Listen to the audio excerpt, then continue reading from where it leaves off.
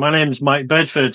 I'm the director and founder of Be Brilliant People Development, and I specialise in supporting neurodiversity in the workplace.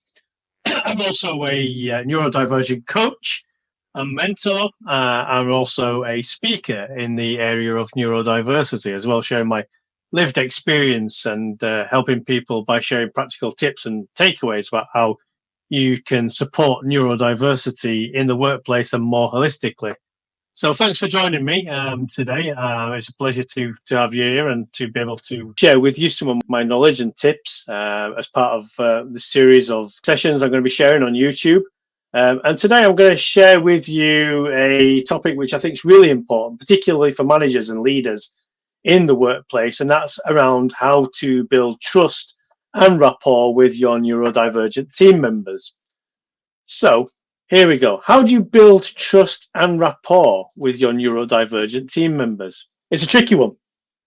And remember that building trust and rapport is absolutely a fundamental pillar of how you lead. As a leader, it can define you and it can help build or break your team, and enabling your neurodivergent team members to thrive, because without trust and rapport, that's never going to happen. But remember that only a tiny fraction of neurodivergent workers actually feel safe in disclosing their neurodivergence at work. So therefore, what can you do as a manager, as a leader, to build trust and rapport with your neurodivergent people?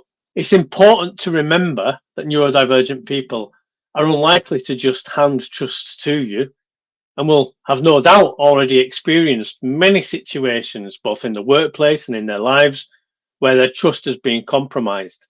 And that leads to neurodivergent people entering into a defensive survival mode. But there's ways that you as a leader can help your neurodivergent people to trust you. And here we go. I'm going to share some of these with you. So being curious and asking questions. Don't be afraid to get it wrong, but actually having the courage to try to find out. In this case, curiosity didn't kill the cat. It helped it climb the tree. I've got no idea where that metaphor came from, but I just think it feels right for this context. Ask, don't assume. The worst thing that you can do as a leader is work on assumptions and not facts. If you're not sure about something related to your neurodivergent team member, then ask them for clarification. This could be about them, their working styles, their needs, whatever it is. Don't try filling the gaps because you're afraid of asking the wrong questions. Leave your ego at the door. As leaders, we can often fall into the trap of being driven by our ego and leading with our ego. In this case, leading your divergent team members, then you must leave your ego at the door. Seriously, it's not going to help you, it's not going to help them. Instead, lead with humility and honesty, and your neurodivergent people will learn to respect and trust you more.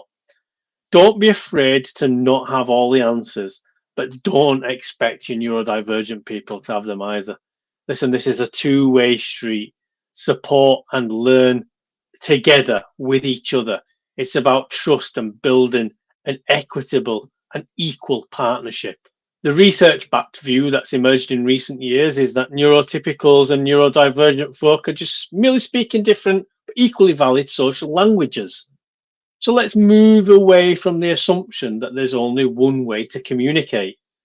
The expectation that neurodivergent people must jump through mentally and physically demanding hoops to communicate correctly if they want to succeed in the workplace assumes that the way that neurotypicals communicate is the only normal or correct way. This is outdated. It's a harmful assumption that signals to neurodivergent people that their natural style is a deficit to compensate for. We've heard it all before. We don't want to hear it again.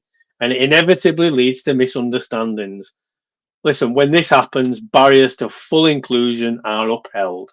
One of the most important questions I suggest that you ask is, how do you prefer to be communicated with? This could be a game changer for you as a leader and a manager.